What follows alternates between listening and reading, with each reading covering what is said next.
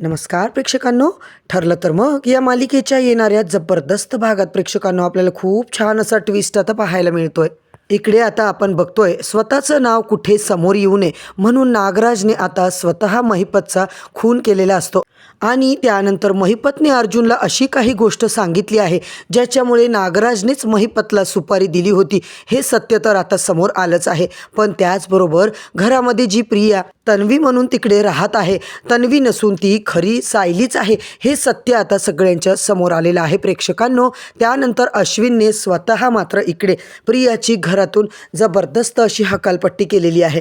त्याचबरोबर आता इकडे नागराजला असं वाटतं की महिपतचा आता खेळ संपल्यामुळे आपलं सत्य कोणाच्या समोर येणारच नाही. पण इकडे जो बाबू ड्रायव्हर आहे त्याने नागराजला पाहताच आपल्याला सुपारी देणारा दुसरा तिसरा कोणी नसून हाच माणूस आहे हे सत्य मात्र आता तिकडे अर्जुन आणि रविराजांना सांगितलेलं आहे त्याने. तर प्रेक्षकांनो आजचा भाग खूप जबरदस्त दाखवलेला आहे, त्यामुळे थोडाही स्किप न करता शेवटपर्यंत नक्की बघा. चॅनलवरती नवीन असाल, चॅनलला अजून सबस्क्राईब केलं नसेल तर आवर्जून सबस्क्राईब करून घ्या, म्हणजे येणारे सगळे नवीन भाग नवीन अपडेट सगळ्यात आधी तुम्हाला आपल्या चॅनलवरती पाहायला मिळतील. आणि व्हिडिओला प्रेक्षकांनो लाईक करायला विसरू नका.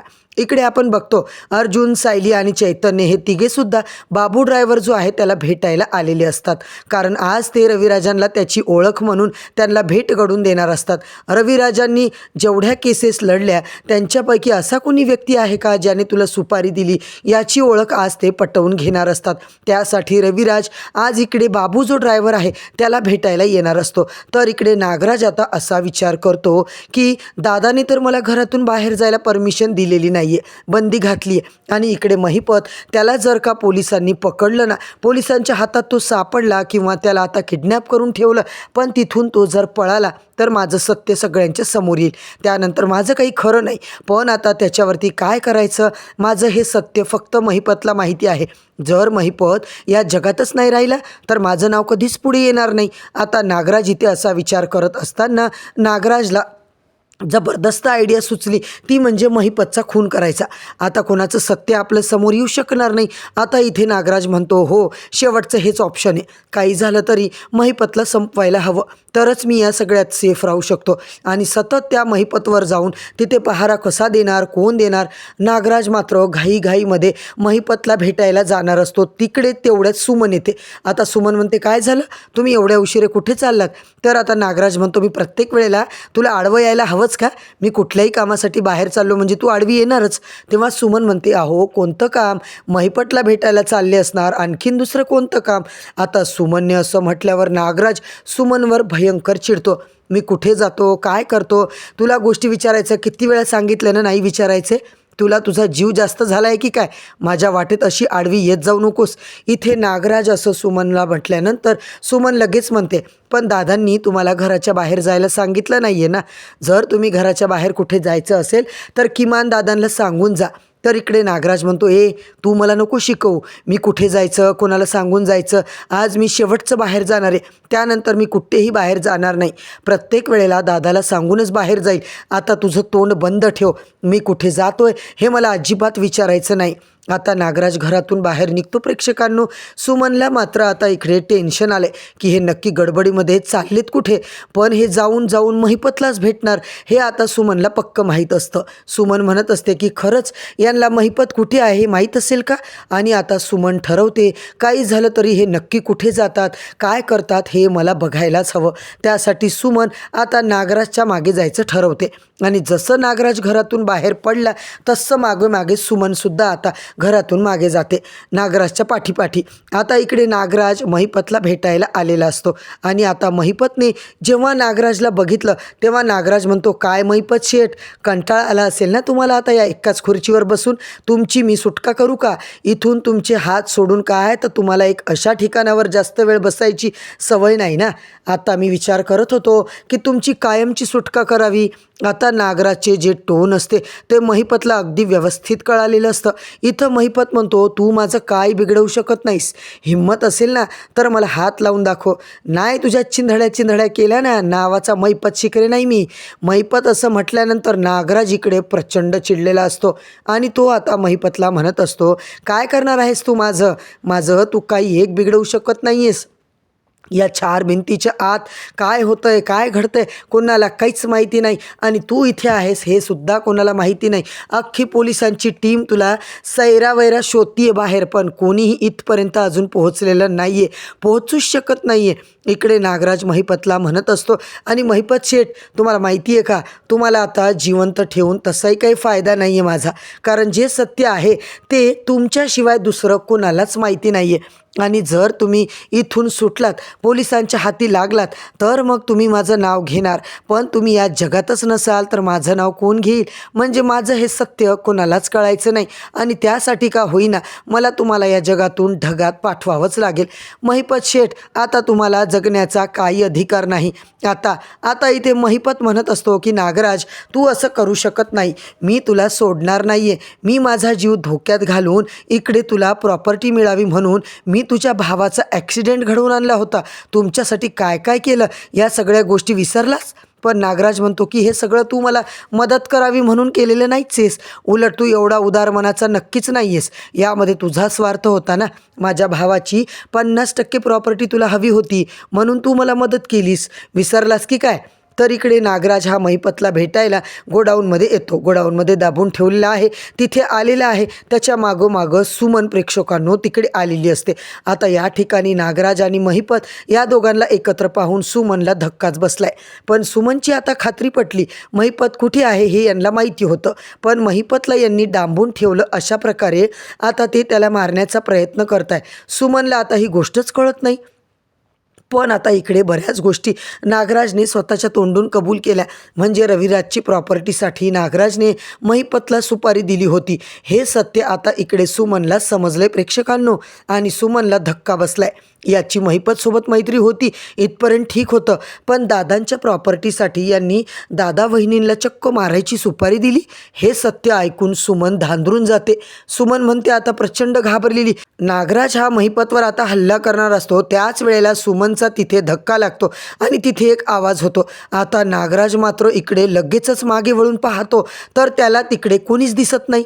पण आता काही झालं तरी त्याला इथे नागराजचा म्हणजे नागराजला महिपतचा गेम करायचा असतो. आता सुमन एवढी घाबरलेली असते, आता नागराज आपल्या मागावर येईल की काय म्हणून ती धावत पळत इकडे निघून जाते बाहेर.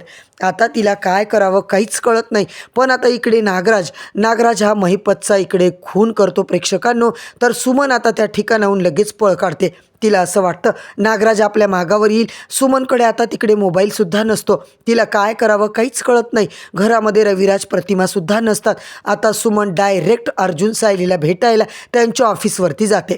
आणि आता इकडे सुमन अर्जुनच्या ऑफिसमध्ये येते, पण इकडे नागराजने महिपतचा खून केलेला असतो आणि त्यानंतर नागराज लगेचच तिथे सुमनच्या मागावरती तिच्या मागं येत असतो. सुमनने आता सगळं काही बघितलेलं असतं आणि त्यामुळे नागराज प्रचंड घाबरलाय.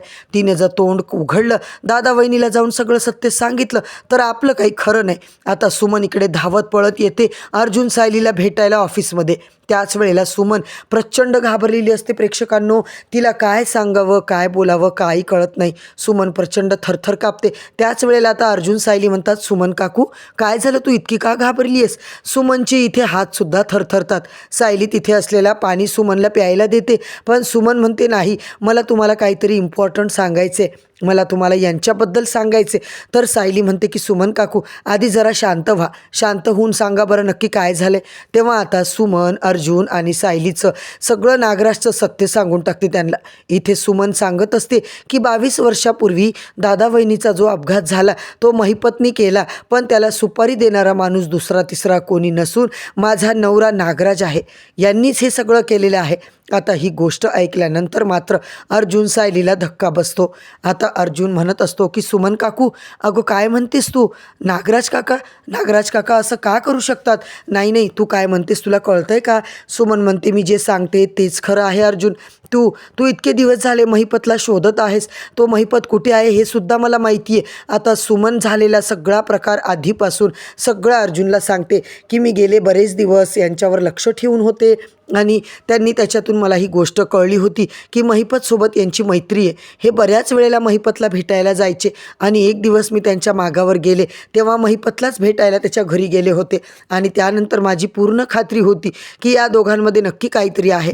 पण यांनी मला धमकावलं ठेवलं की दादा वहिनीला याच्यामधलं काही सांगितलं तर बघ, आत्ताही गेले कित्येक दिवस ते घरी येत नाहीत, रात्र घराबाहेर होते. मला कुठेतरी डाऊट होता की महिपतला यांनीच कुठेतरी डांबून ठेवलं आणि आज आज दादा वहिनीने यांना घरातून जायला बंदी केलेली आहे, परवानगी दिलेली नाही आहे. बाहेर कुठं जायचं असेल तर त्यांना सांगून जा असं सांगितलेलं आहे.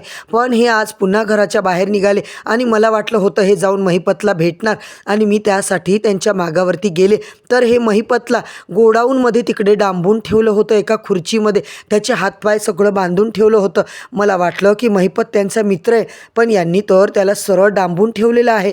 आणि त्यानंतर मी यांचं सगळं बोलणं ऐकलं. त्याच्यात ते म्हणत होते की 22 वर्षापूर्वी जो अपघात झाला त्याची सुपारी दादांना दुसरं तिसरं कोणी नाही तर यांनीच दिली होती, ते पण फक्त दादांची प्रॉपर्टी मिळवण्यासाठी. आणि महिपत आणि यांच्यामध्ये तसं डील झालं होतं की दादांना आणि दादाचं सगळं कुटुंब उद्ध्वस्त केल्यानंतर दादांची जी काही प्रॉपर्टी आहे ते महिपत आणि हे 50-50 करून वाटून घेणार होते. आता अर्जुन म्हणतो, सुमन काकू अगं तू काय सांगतेस? सुमन म्हणते, अर्जुन मी नक्कीच खरं सांगते, मी स्वतःच्या कानाने ऐकले.